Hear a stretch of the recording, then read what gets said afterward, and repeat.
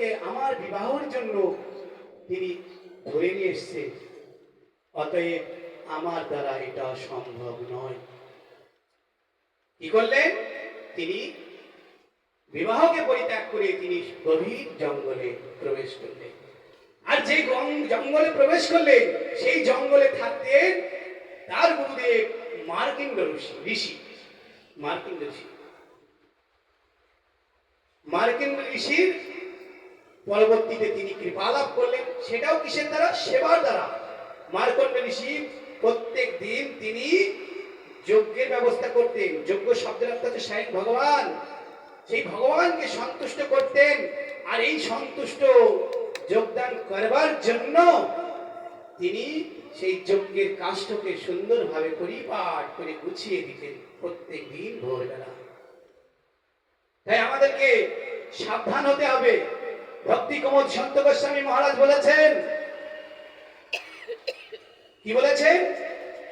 আমরা শাস্ত্রে শুনি কি, জীবের স্বরূপ হয় নিত্য কৃষ্ণ দাস। আর ভক্তি কমল সন্ত গোস্বামী মহারাজ বলেছেন, জীবের স্বরূপ হয় গুরুর দাস।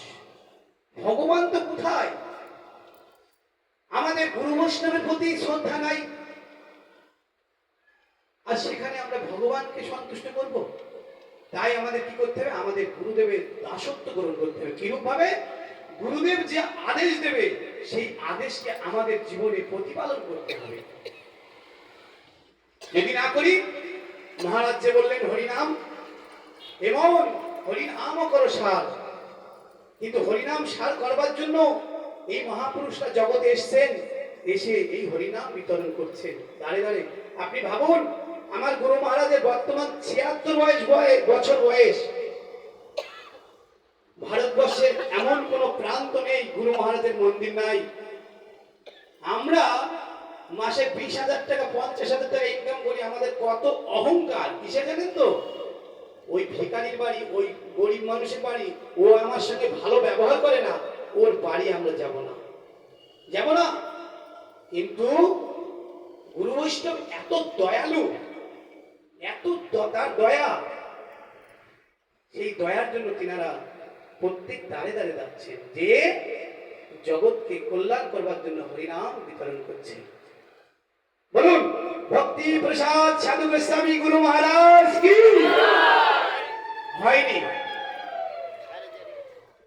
গুরু মহারাজের জয় দেবেন, বলে জয় দিলে জয় হবে ওই পরম দয়াল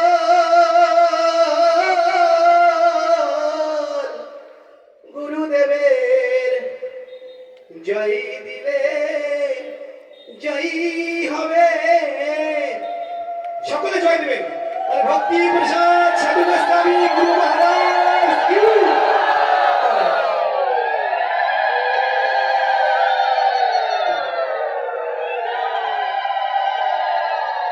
তাই কি হলো?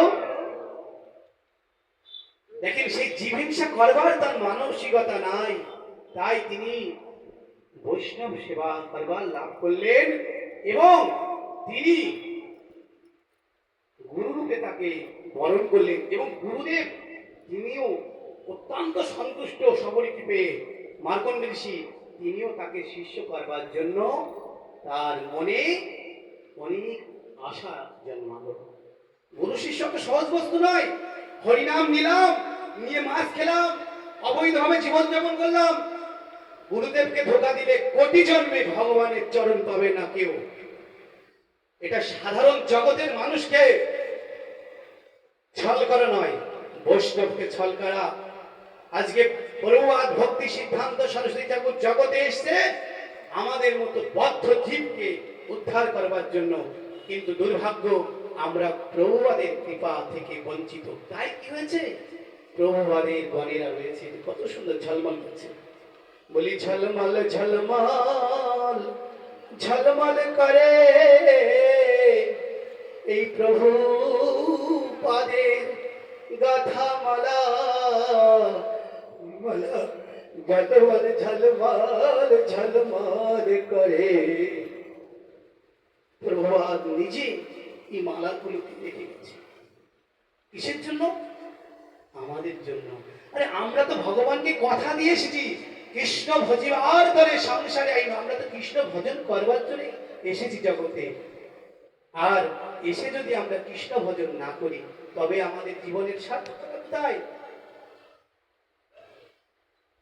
তাই মাতঙ্গী ঋষি গুরুদেবের কৃপা পেলেন, কি পেলেন? দীক্ষা লাভ করলেন। দীক্ষা শব্দের অর্থ কি?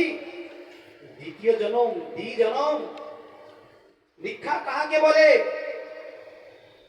যাহা দিব্য জ্ঞান প্রদান করিয়া থাকে, পাপের পাপ বীজ এবং পাপ বীজ অবিদ্যা সমূলে বিনষ্ট করিয়া থাকে, তাহাকেই দীক্ষা অনুষ্ঠান বলে।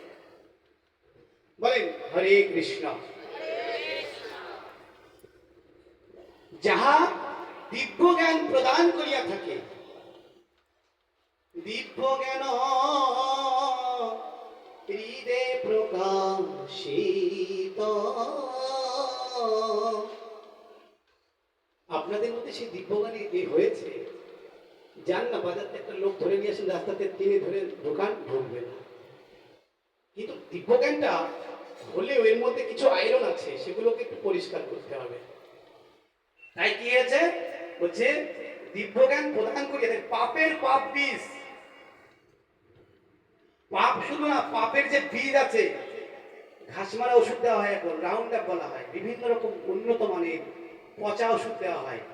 এই ওষুধগুলো একটা গাছে যদি স্প্রে করে দেওয়া হয় না, ওই গাছের থেকে তলা দিয়ে যদি শিকড় ছেড়ে যদি আবার নতুন ঘাস উৎপাদন হয়, সেই ঘাসটাও নষ্ট হয়ে যাবে। তদ্রূপ পাপ এবং পাপের বীজ। তাহলে আমরা পাপটা কিভাবে করছি? আমরা কি এ জন্মে শুধু পাপ করেছি নাকি? আমরা অনন্ত কাল ধরে পাপ করেছি, অনন্ত কাল ধরে পাপ করেছি। সেই পাপের পাপ গুরু মহারাজ তিনি গ্রহণ করবেন। করেছেন আমাদের পাপ সব, আমাদের আর পাপ নাই। তাই মহাপ্রভু বললেন, কি বললেন? বলে আর না করো পাপ। কাকে বললেন? জগাই মাতাকে বললেন, তাই না? বলেছিলেন তো যে তোমরা আজ থেকে আর পাপ করবে না। তাহলে গুরু মহারাজ যখন দীক্ষা লাভ হলো আমাদের, তখন তিনি পাপ এবং পাপের বীজ সমূলে বিনষ্ট করে দিলেন। কিন্তু যদি আমরা আবার নতুন করে পাপ করি, তাহলে কিন্তু আবার নতুন করে পাপ শুরু হয়ে গেল। আর যদি আমরা আর পাপ না করি, আমাদের অনন্তকালের পাপের দায়িত্ব গুরু মহারাজ গ্রহণ করলো। তাহলে আমরা আর পাপ করবো না, যখন জানতে পারলাম। তাই তো নাকি? বলেন রাধে রাধে। তো যাই হোক, আমি আর কিছু বলবো না। ঘন্টা পড়ে গেছে, ভোগ হয়ে গেছে, ভোগ উঠে গেছে।